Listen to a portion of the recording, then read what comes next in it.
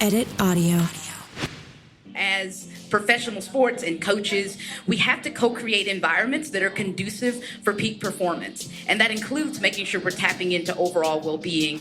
This is Rebound Revolution, the women's basketball podcast that is as much about queer feminism, fashion, and social justice as it is about what happens on the court. I'm your guide, Dr. Money, your favorite full-time Indiana Fever fan and part-time scholar activist. Whether you're a veteran fan with season tickets, really want to become a rookie fan, or are just as gay and nerdy as I am, join me as we get into it all. Okay, picture it. You want to be working on some big goal you have. Cough, cough. For me, is scripting a podcast episode. But instead, you're frozen in anxiety, scrolling Instagram. Well, in one of these moments, you just might come across a video by Changing the Game founder and shooting coach BriAnna Garza. BriAnna's tips for improving your shot have gone super viral. I want you to pretend like this bottom ball is you digging your big toes in. And then your ankles, your hips, and your shoulders are the middle three. The top ball is the basketball. If the ball and my body are unlocking at the same time, then is this ball getting up to where I need it to be? No. BriAnna is an incredible educator. She makes learning motivational, and her tips are applicable beyond the basketball court. And if you're anything like me, BriAnna's content will give you just enough of a break from anxiously scrolling to get started on that huge goal. In this episode, me and BriAnna talk all of this and more, including the Changing the Game conference. Changing the Game is the first ever completely women-led player and coach development conference. April 4th and 5th, Changing the Game conference is coming to Cleveland, Ohio. And so am I. We at Rebound Revolution can't wait to be there and meet BriAnna in person. The conference and lessons transcend sports and coaching into everyday life. A lot of it feels like tips you can apply to panic, anxiety, or just being in your body. If this sounds like something you'd be into, go check it out. We'll put the link in the description. Keep them on your radar and join us if you can. I am so excited to be joined today by BriAnna Garza. If you don't know BriAnna's name, I promise you know her shot because she's been everywhere on everybody's timeline. She is the founder of her brand and company, Shooters Shoot. BriAnna, welcome to Rebound Revolution. Hey, how's it going? How's it going? It's going good. It's going good. Before we get into like the more at-length questions, we're going to do some rapid-fire questions. So if you had to describe your coaching style in 3 words, what words would you use? Not about me. Not about me. Wow. So like a selfless coach. Yeah, I think that as coaches, it's really easy, as anybody, I think it's really easy to make things about ourselves. And as coaches, like once you become a coach, it's not about you anymore. It's about the people you're leading. Oh, that's dope. I never thought about coaching like that. Do you have a favorite shooter in the W? In the W, my favorite shooter is probably Marine Johannes. She plays for New York. Oh, yeah. And she is like all those French girls come to the U.S. and play, and they play with so much swag and flavor. And like you can tell they're not handcuffed in their development overseas. And she's so much fun to watch. Mm-hmm. Yeah. Is there a difference between like, well, I mean, probably, but is there a difference between the way players are coached to shoot abroad versus in the States? I don't know that necessarily like the shooting itself. I think the shooting itself is coached vastly different in like state to state, like county to county. There's not a lot of people who teach shooting from physics first. A lot of people teach shooting from mechanics first. But just the freedom and the flavor of the way European players play is basketball. We're so ball dominant. You go to a gym and watch a training session, that athlete's going to have a ball in their hands the entire time. Yeah. Whereas if you go and watch development in Europe or overseas, then a lot of it's based on off-ball movement, how to move without the ball. I think it's like 93.6% of the time, the ball's not in your hands. So they learn to develop and move without it. Whereas, in the US, we tend to be more ball dominant, which is like, give me the ball. Which like culturally is like on point, right? We're very individualistic in the US and in Europe and many other countries. It's very collective. So it's interesting how trends in sports kind of follow that same culture. Mm-hmm. That's why Johannes looks like she's dancing when she has the ball. It's like, yeah, it's like, she's amazing. She's amazing. She's like a little da. 1,000%. Yeah. Do you have a favorite coach in the W? Yeah. Or maybe in women's basketball. I'll open it. Oh, women's basketball, definitely Dawn Staley. 1,000%. Yes. My girl. Yeah. I love her leadership. I watched a little short documentary on her on Netflix. I don't know if you've seen the one about just how she built South Carolina into what it is, into the place where girls who want to play in the WNBA, they go to South Carolina. Yes. Because the best players in the world want to play in front of fans. Like, obviously in her coaching, like, speaks for itself. Mm-hmm. She's elite, the elite of the elite. But I think it's so special how she took time to understand the best players in the world want to play in front of fans. So I got to figure out how to get fans in the stands. And now South Carolina is what it is. Yeah. Yeah. Second perfect season in a row. Wild. Like, what? Wild. Who does that? Were you going to say somebody else, like a coach from the W? Yeah. I think I was fishing for the Dawn Staley answer. Yeah. It worked. There's a new head coach. She's been coaching in the W for a while for Dallas, Coach T. And Coach Trammell, I've met personally, and it's just like a world-class human being. I think there's this tendency sometimes when you meet somebody of that stature, like a head coach in the best league in the world, like what? Yeah. To feel kind of starstruck or to feel like you couldn't just kick it with her and be normal. And she's just so like a shoulder shrug, like, yeah, all right, this is probably what we're going to do. And very comfortable, very defensive minded. She lets Enrique go and do her thing, which is amazing just for everybody involved, for all of us and for all of them. I was trying to think if there was like anybody else. I think I like Sandy Brondello. I was just going to say like, Sandy. Yeah, I love her. And, got to be biased with the New York team. But yeah. And Sandy gave my WNBA client, Emma Cannon.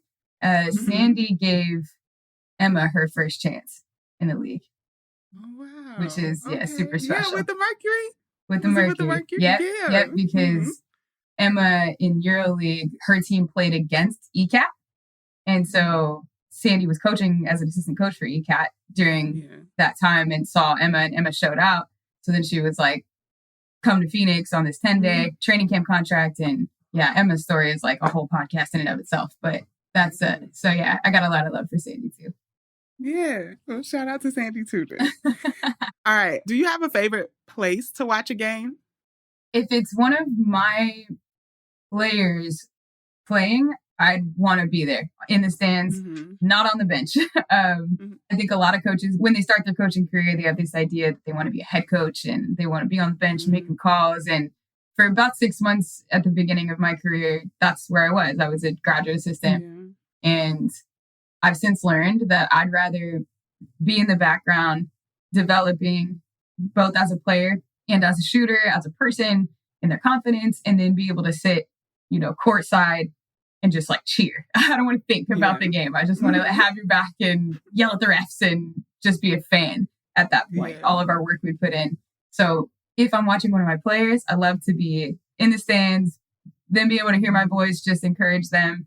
And normally if I'm watching a game on TV, it's I'm taking notes and I'm getting ideas from different players, different movements, seeing it that way. It's fun to go to basketball games in person, but it's better when I have, a player on the floor that I can really lean into. We heard you loud and clear. You love the WNBA and want more analysis and insight on your favorite players. Welcome to Queens of the Court, an Odyssey original podcast. I'm your girl, Cheryl Swoops. And I'm Jordan Robinson. All season long, we'll be bringing you the post-game analysis that you crave and sitting down for interviews with athletes across the W. You can listen to Queens of the Court on the Odyssey app or wherever you get your podcasts. Whoa, sweet man cave. Thanks. Serious upgrade. How'd you pay for all this? I got a home equity line of credit from Figure. I was approved in 5 minutes and had funding in 5 days. Wow, that fast and easy? Yep, the application is 100% online, plus no out-of-pocket costs. Just fast access to the cash you need. How do I get started? Go to figure.com and get that serious upgrade. Figure Lending LLC, DBA Figure, Equal Opportunity Lender, NMLS 1717824. Terms and conditions apply. Visit figure.com for more information. For licensing information, go to www.nmlsconsumeraccess.org. CarMax is putting peace of mind back in car shopping by putting you in the driver's seat to find a ride that's right for you. Because at CarMax, we believe you shouldn't just settle for a car. You should love your car. That's why every car we sell is CarMax certified quality, so you can be sure with upfront pricing that's the same for every customer. So don't settle. Find love at first drive and start shopping now at CarMax.com. CarMax, the way car buying should be. So I want to back up a little bit. I haven't heard a lot of folks ask you about your origin story into basketball. So can we start there? Like, what got you into basketball? How'd you fall in love with it? Yeah, I grew up in a small town in Texas, or several small towns in Texas. We moved 13 times before I was in the 7th grade. My daddy was a coach. So sports in Texas, he was a football coach. So you ever remember the Titans? Yes. So yeah, Hayden Panettiere in that movie. That's exactly what my life looked like, is in the gym where I was a tomboy. I was yelling at the linebackers, like, how are you guys not seeing the A gap? And I can see it. And I'm 7. So I always had keys to the gym. And I was sporty because my dad was a coach. My big brother was a basketball player. He was really, really excellent. And so I got to, grow up playing against him and his buddies in the cul-de-sac on the crooked rim. And they wouldn't go easy on me. They'd send my stuff to the sunflower yard, behind the basketball goal. So yeah, basketball was my first love. It's the thing that's challenged me. It's the thing that I've always been able to make meaning of. And I was really good at it and I worked for it. It was just something that was easy. Like when you work so hard at something, you got to love it. Right. And so once I got through high school, got to college, I played at the NAIA level because I was very skilled, but I'm 5'6" and I can't move sideways like at all. So it was hard for me to guard anybody. And after college, I left it all on a really high note. We made it to the Sweet 16 for the first time in our school's history. I was conference player of the year that year, and I was an All-American. And it's like there was this split second of, should I go and try to play overseas? And then it was like, okay, do I want to play defense? So the answer to that was no. No, I'm a shooting coach, not a defense coach. And so, yeah, it's not that I wouldn't want to play defense, but I just knew, like, realistically, I wasn't blessed with athleticism. I'm blessed with heart and a lot of grind and grit and shooting and skill and all that. But ultimately, the reality is, like, I couldn't jump or run with any of those girls that are, at the next level, which is amazing that I get to work with these athletes now. And so I always had a really healthy relationship with my athleticism or lack thereof. So yeah, my dad got me into basketball and ended up taking me through college. And now it's what I do for my life. Who knew? Shooting, It's so random. Yeah. I'm thinking about so much in what you just said of, like, I don't know, like this solution focus or like positive perspective on what your body can do, and like, okay, here's what I am good at, as opposed to, I think a lot of people freeze in the limitations, It's like, I can't move sideways. That means like it's over for me. But it wasn't. You have a whole career in basketball still. Absolutely. Yeah. And it's the chess match, right? Yeah. Like I still go to the rec, and I play again. I'm 31. I'm not in my like athletic peak by any means. And I still do well. Like I get buckets on 24, 25-year-old dudes just out of college because I can catch read. I can read on the catch. Should I catch and shoot? Should I catch and jab? Should I catch and fake and drive? And a lot of people talk about creating space for themselves. And what you think about is like movement. But really, it's just like if you can catch and shoot, you can play with just about anybody. Yeah. Okay. So after college, you continued on and got 2 master's degrees. So I did. what informed that decision? What made you want to continue with education? Great question. So with my first master's degree, I always knew I wanted to do psychology in some way. And when I went on an official visit to Oregon State, we're touring a campus, and the assistant coach that was taking us on the tour said the word sports psychology to me. And that was the first time I'd ever heard that phrase. And I knew immediately. I was like, oh my, what is that? Like, what is that? Yeah. And so, after I discovered that existed, I knew that was what I wanted to do. And my intentions for my degrees, as I mentioned before, was to become a college coach. And I knew if I wanted to be a college coach that I needed to be able to shape my players and their skills in the best way possible. So sports psychology, but my emphasis was in skill acquisition and skill adaptation. So I just wanted to know how to be the very best teacher of skills I could possibly be. Then after that, I took a couple of gap years, and I was a bartender at the Chili's in Decatur, Texas. Hi, welcome to Chili's, And once I was ready to get back into basketball, I took a graduate assistant job, which allowed me to get another master's degree in instructional design in human performance technology, which is a really pretentious way to say I learned how to design teaching so that it could be both in person or online or in any way, shape, or form, different deliverables, how to cater to all types of learners in whatever curriculum you're creating. And 6 months into that graduate assistantship, I actually resigned. And it was one of the hardest decisions I ever had to make, but there was just no joy in the gym. And that's a foundation and a non-negotiable for me. And when I resigned, I was like, well, I'm 6 months into this master's degree. It couldn't hurt to continue on with it. And so, I went to school for 8 years after high school and accidentally became a shooting coach, like accidentally all of that, That is not accidental, BriAnna. Right. Everything you just laid out, all I kept thinking was like, you literally did each building block necessary to create what you're doing right now. It might not have been intentional, but my goodness, like you had all the pieces. Yeah. You're an educator, and it feels like universal design too. Like I'm thinking about like neurodiversity and multiple intelligences, it's like you studied all of that hard. Yeah, super hard. Yeah. And now you're doing it. And I just need to say too, like, I really respect your decision to leave a graduate assistantship, because I feel like something that keeps me up at night is that I stayed in a graduate assistantship that made me miserable.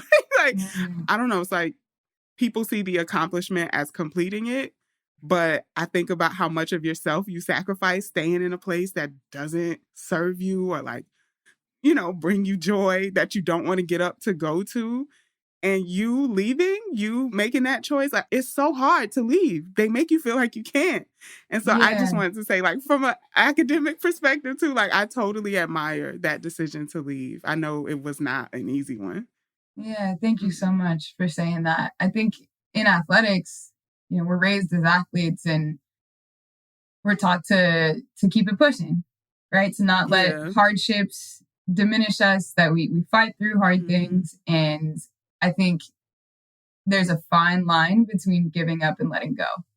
And we're not really taught where that fine line lives when we're developing and when we're athletes. And a lot of my experiences as a player, I think, led up to just being able to make that really difficult decision. In high school, I had a coach who told me I was never going to play at the next level. She like humiliated me in front of a crowd full of people. And then my first year of college, I had a coach sit me down the night before the first game. And despite like hooping, right, in off season, in preseason and doing really well, and the MVP that year told me, you know, she sent me a text and she was like, I think you're going to start, which as a freshman would be crazy. And the night before the first game, she called me into her office and told me I was in her bottom 8 and that I wasn't going to see many minutes that year. And 18-year-old kid, you know, not really understanding how to have that conversation, and just asking her why is really what I was searching for. Is like, what can I do better? I've walked more miles than anybody. I've stayed in the weight room. Like everybody else is going out and drinking. Like I'm in the gym. I made 47 threes in a row yesterday. Like I don't understand. And oh man, I'll never forget this. She looked me in my eyes and just said, you know, Garza, I'm just not used to having one of those on my team. And this was back in 2010. You know, gay marriage wasn't legalized until 2015. She had just found out that I was gay. Goodness. Yeah, like at 18 years old from the South, raised Southern Baptist, my parents and I weren't on the level that we are on today. And so having to, just face those sort of things head on, you know, led up to now I'm an adult and I have to learn what brings me life and energy and joy and what doesn't. And I mean, that year built me. You know, I still I had a decision. She gave me a decision to either try to work my way back up, or she told me I could redshirt. And in 2010, you know, redshirt, at least for me, an 18-year-old kid, I didn't know what a redshirt was. And the way she described it was you would have to come to every practice and every workout and all that, but you would never get to play. And it wasn't communicated to me that I would get that year of eligibility back. And so I only got to play 3 years of college basketball. She stole a year from you. She did. For no injury reason, no basketball related reason, just because you're gay. Very personal. And we can leave this in the recording or you can cut it out. But to be honest, how are you going to win a championship without a lesbian on your team? That's what I'm like, you really think you're going to have a successful basketball team without us? That is what it is. Yeah.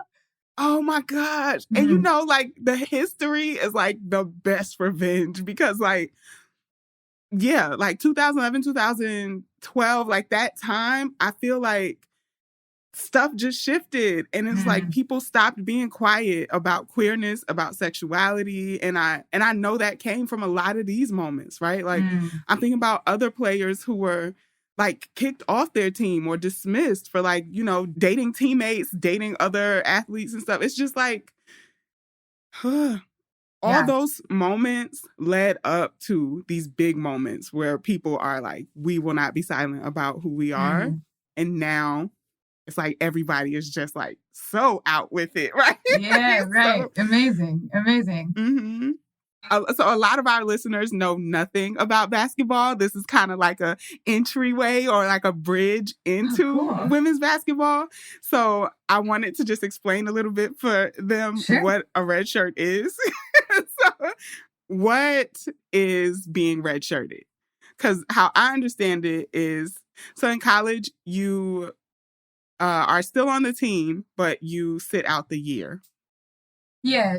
So there's different reasons for a red shirt. There's, medical red shirt. There's a developmental red shirt. There's, many different ways you can do it. But a red shirt means you continue developing for the year.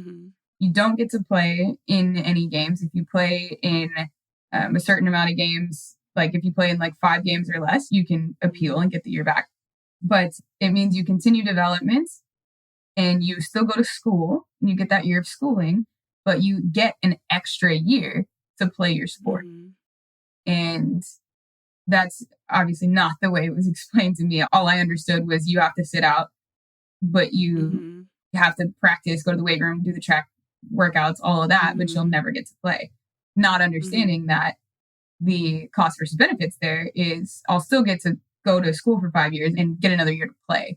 So that's what a red shirt is. And many people take them for really good reasons. Yeah. That's why you see, especially because of the COVID year, there's people that have been in college for 8 years now because they had 2 red shirts, and then COVID year, they got an extra year, and then they're playing out their eligibility years. But that's what a red shirt means. Thanks for helping clarify that.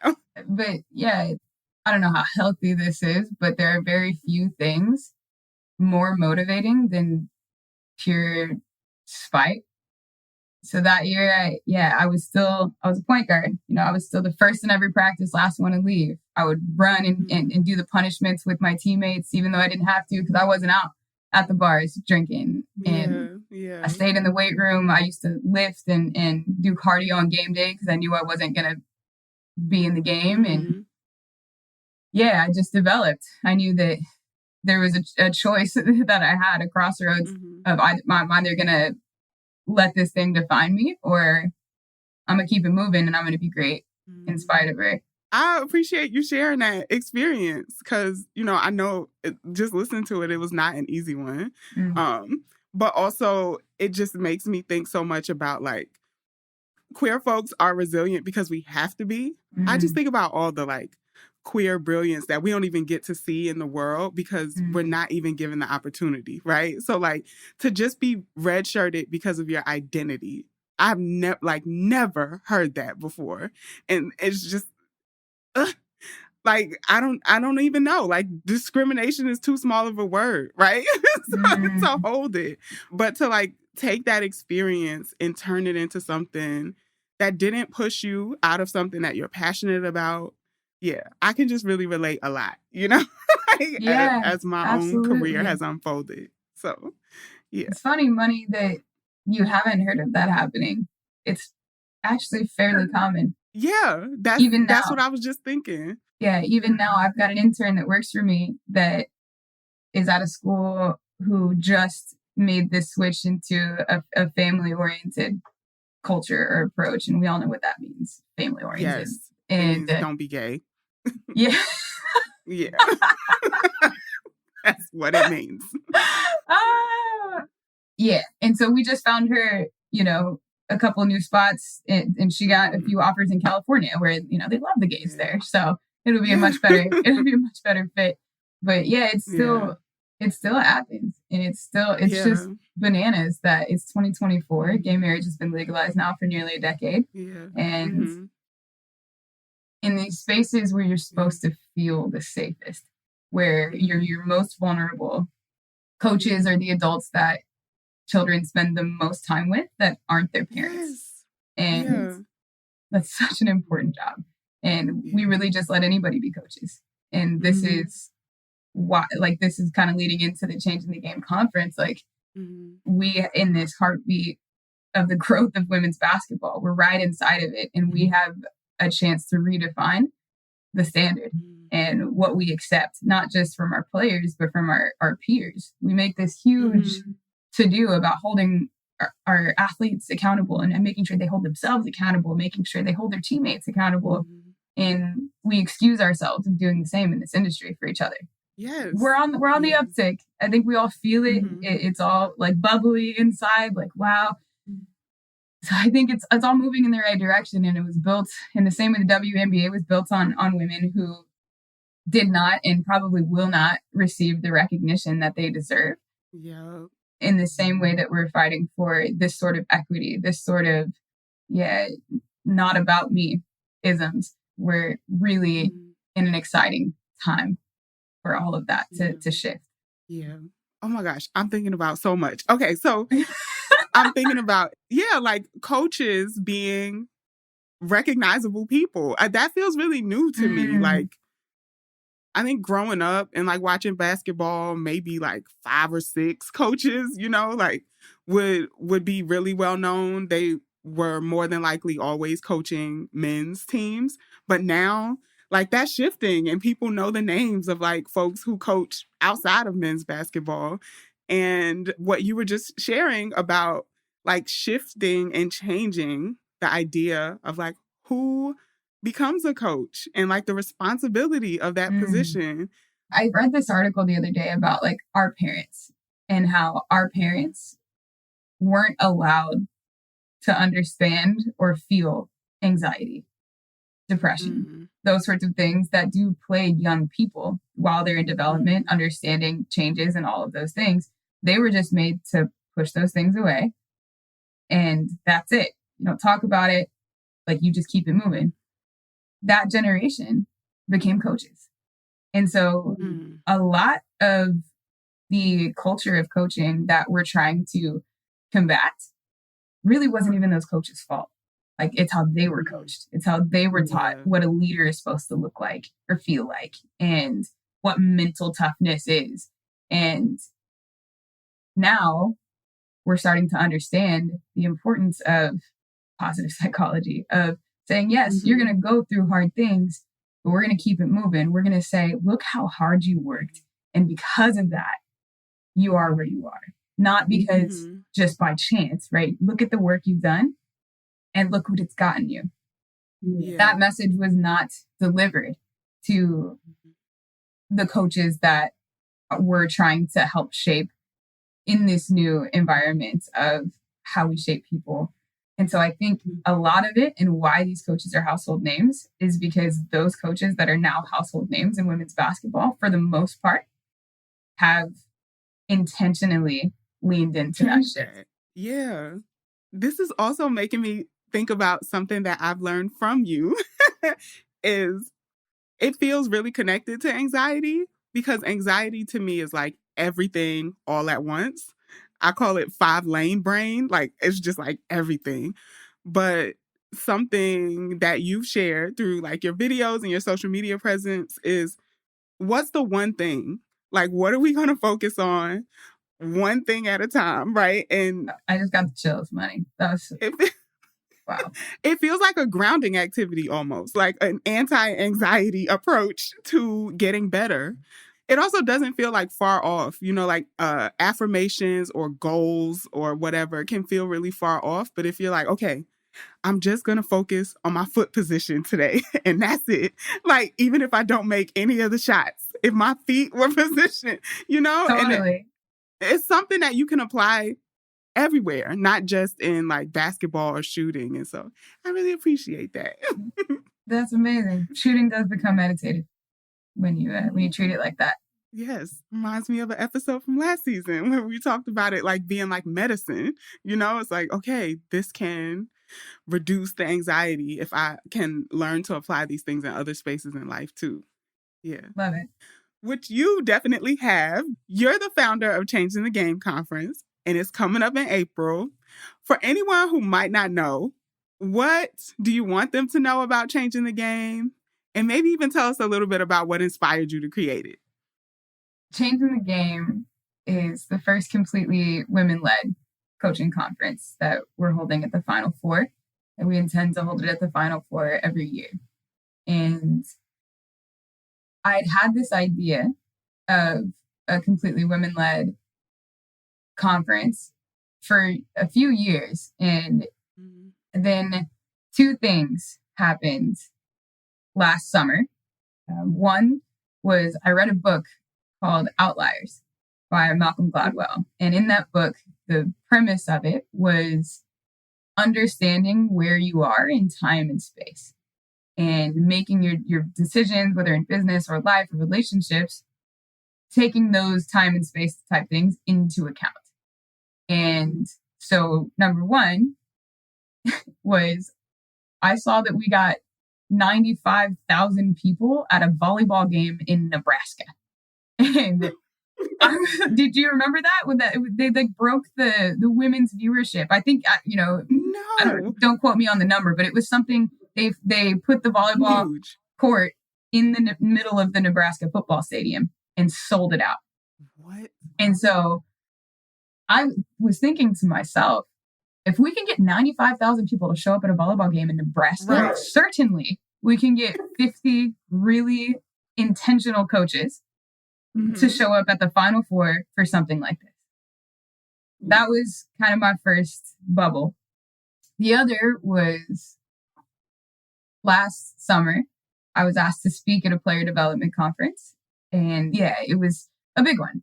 And they asked me to speak on the women's experience in coaching. And I said, okay, no problem. I got you. And what I did over the next 6 weeks was I informally interviewed hundreds of women that were coaches, whether it was my friends that coach in the NBA, to some of the friends that I have coaching in the NFL, to, fourth grade coaches of their 9-year-olds team.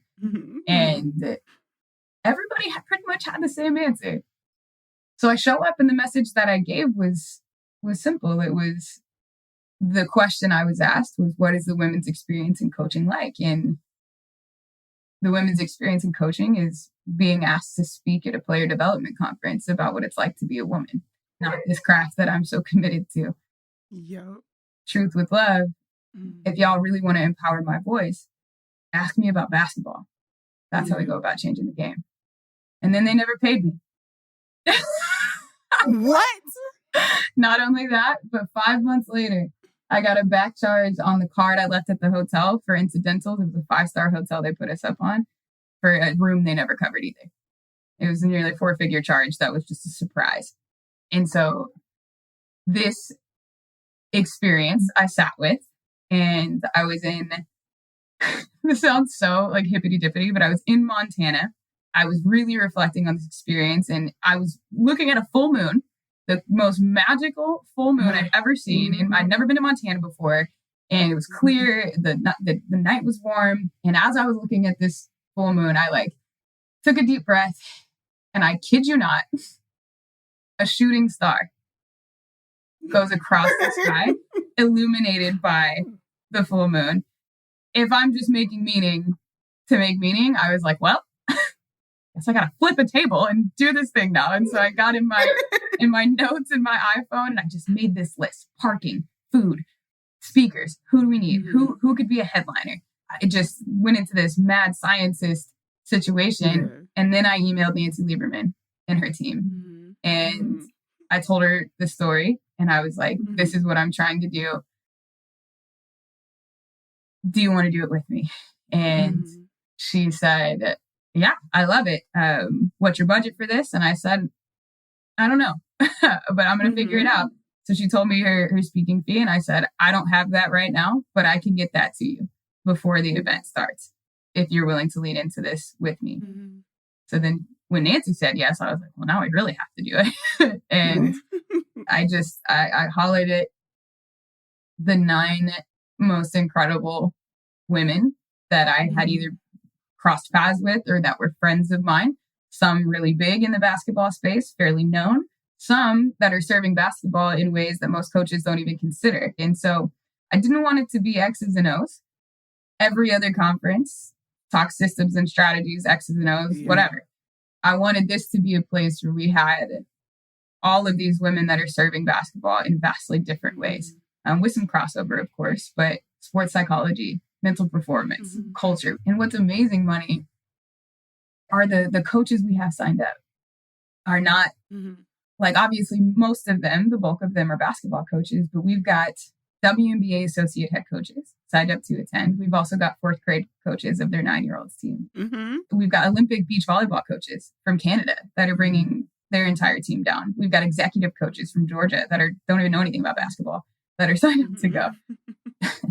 All of these people that have heard this message, it's resonating across sports, across industries of all right, women are being recognized in this way now. Now let's make sure the standard is the standard for all of us. I'm just sitting here in awe of your ability to I don't know, bounce back. So many points that you've shared, I would have been well, I guess this is it. And you didn't. You sat down and drafted out changing the game. And I also am thinking about you don't have to be into basketball to get something from Changing the Game conference. You don't have to know anything about sports to learn something or to be a coach. I love that. The application of these very tangible skills through basketball into all these other areas. Is this what the mind of a point guard is like? Like, man, I would say so. And it's just like, I think the very first question you asked me is, how would you describe yourself as a coach in 3 words? Like, it's not about me. And it's about these coaches and these women and men that have already signed up to go. I plan on today, I drafted a script of a loom that I plan to send all of our speakers just to, remind them that there's this temptation when we get up on stage to make that entire experience about us. Mm-hmm. And not that would even necessarily be the wrong thing to do, mm-hmm. but not here. Like the Changing the Game conference is not about the women that are going to speak and be incredible. It's about what those women can do for the people attending. I've coached them to engage the audience at least twice, if not more, because it's not about them. It's about the people in front of them that are willing to stand shoulder to shoulder with us. And the youth coaches, right, who are so important, don't get nearly enough recognition for shaping the next generation of people, because the future of women's basketball is not the star athlete in high school right now.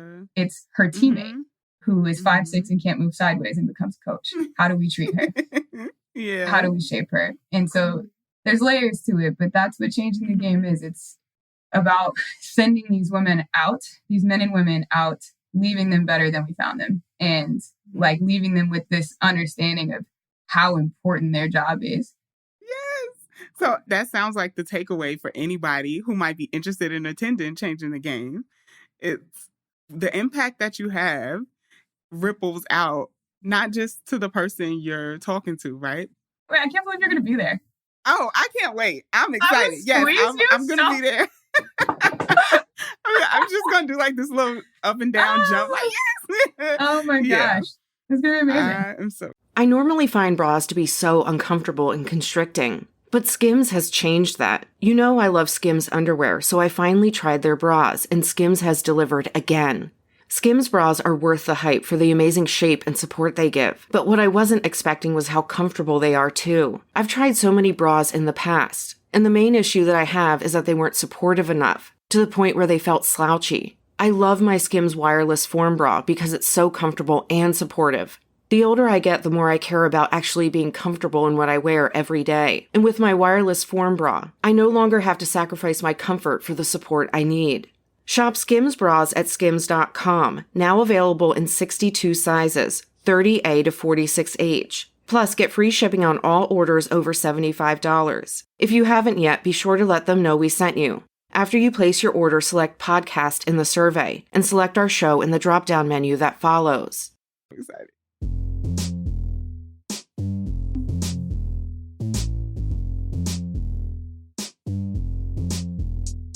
There are a lot of dope players in women's basketball, but not everyone gets their flowers, and I want to make sure they do.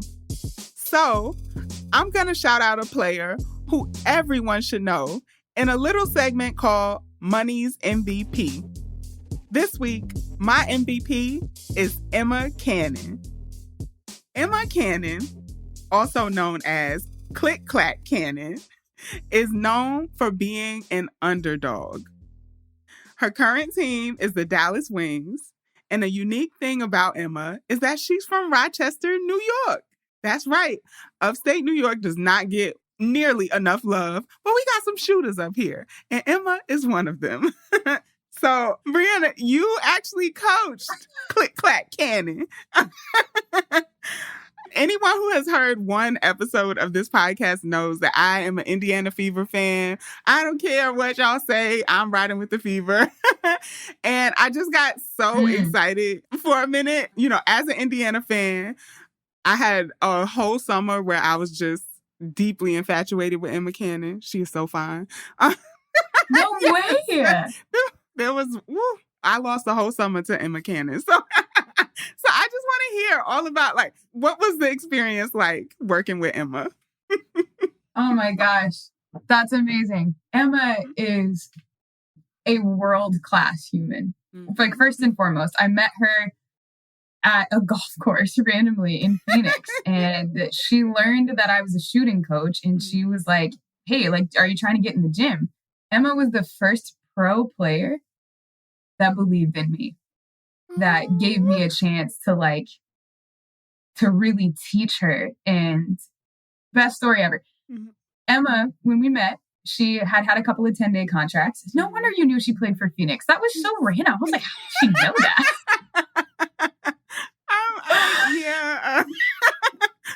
I love it. Emma had several 10-day contracts whenever we met. And at the time, in her shot attempts and her usage, she was ranked 109th in the league for catch and shoot field goal percentage at 25%, which is, not great. And so then we met. I watched on film, every possession in her entire career in the WNBA and some of her game film from overseas, which was where the majority of her career was. And so I already knew the answer before she walked into the gym.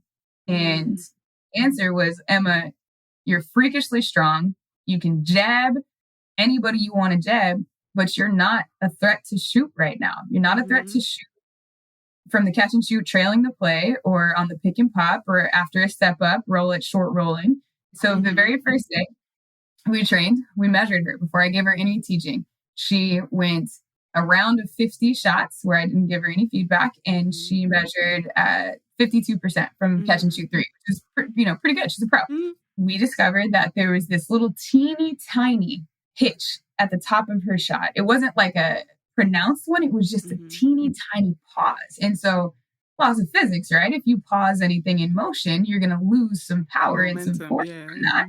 Right. And so I was like, Emma, you already know how to shoot. Like, we just got to work through that pause. So we took her off the basket. We put her on an exercise called line drops, which for any of you listening that shape people's skills, taking the rim away while making adjustments in the body is one of the best things you can do, because athletes naturally get feedback from the rim and whether the ball is going in or not. So we took her off the rim. We just put her on a line, and I said, okay, I just want you to shoot smooth with no pauses. Every time you do that, I'm going to give you a point.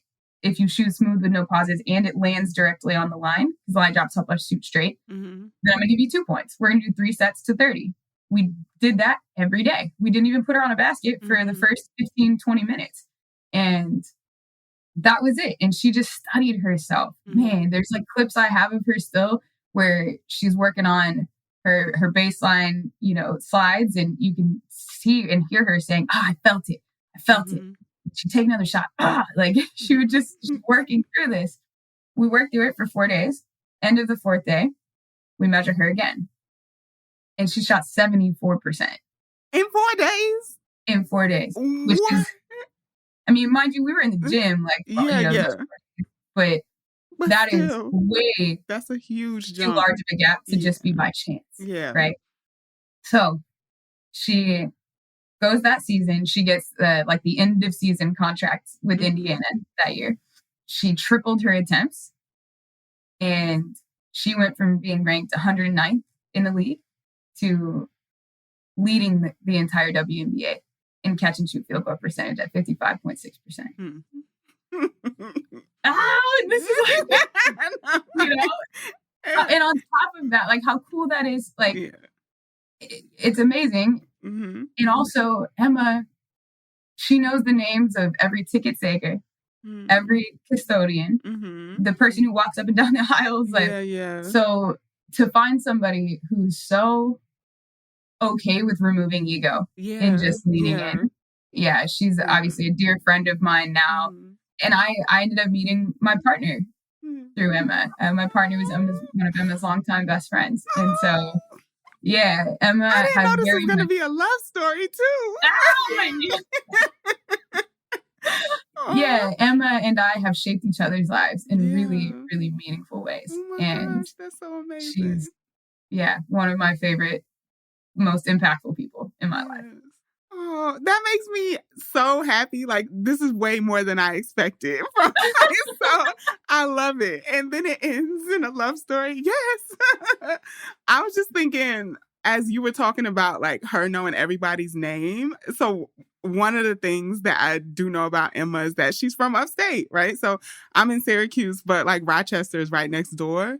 Yeah. And these are real, like, working class cities. And even, they're like former Rust Belt, whatever. But like, even though they are like larger cities, they feel so small town. Shout out to upstate. We don't get a lot of love. Yeah, up here in the great north, but a lot of really good players come from here, Emma being one of them. Yeah. And I think that's just like the culture of it. Yeah, East Coast kids are different, for sure. Yeah. Dogs, right? You go to the West Coast and they're a little bit more finesse. You kind of got to nudge them a little bit more. East Coast, it's like, okay, everybody calm down.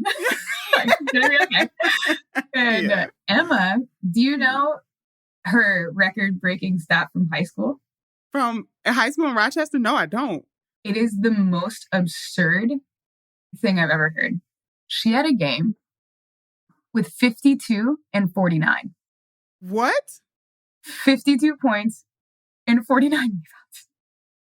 Was she playing by herself? I remember, because I did this whole Twitter thread, this very long, I'll have to find it for you, of like all of the things she's been through, how many years she played overseas before she even got a chance in the league. And so I went all the way back and I found this article from her high school career. And I looked at it and I was like, what that? I've never even heard. It was like 45 or 49, like 45 rebounds. So, like every rebound in the game. Girl, she was, yeah. So impressive.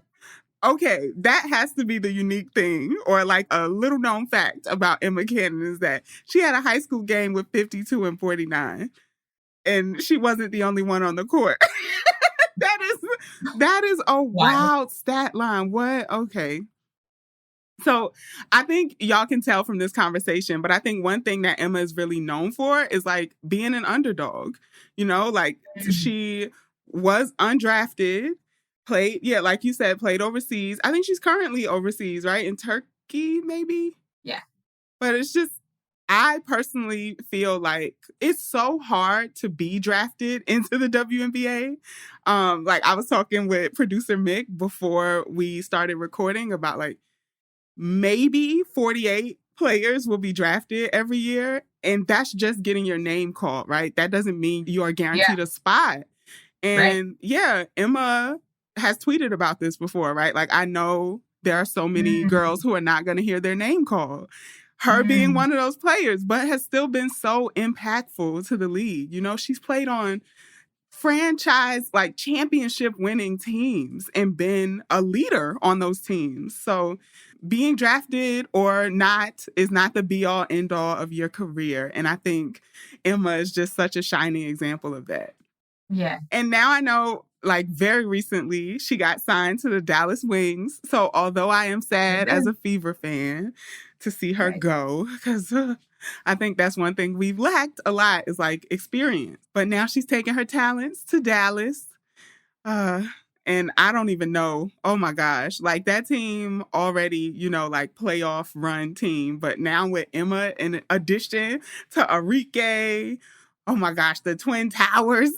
They're back there in their court. Yeah, I think what's so cool about Emma is that she never attaches herself to stats in the same way that I attach things to stats, right? Like it's my job to read this, to read your minutes, to do that. Emma has played for 25 to 30 different teams. Yeah. And you could ask her face to face, hey, is there anybody you didn't really vibe with? Like any coaches or any teammates? And she'd be like, no, I loved everybody. Everybody.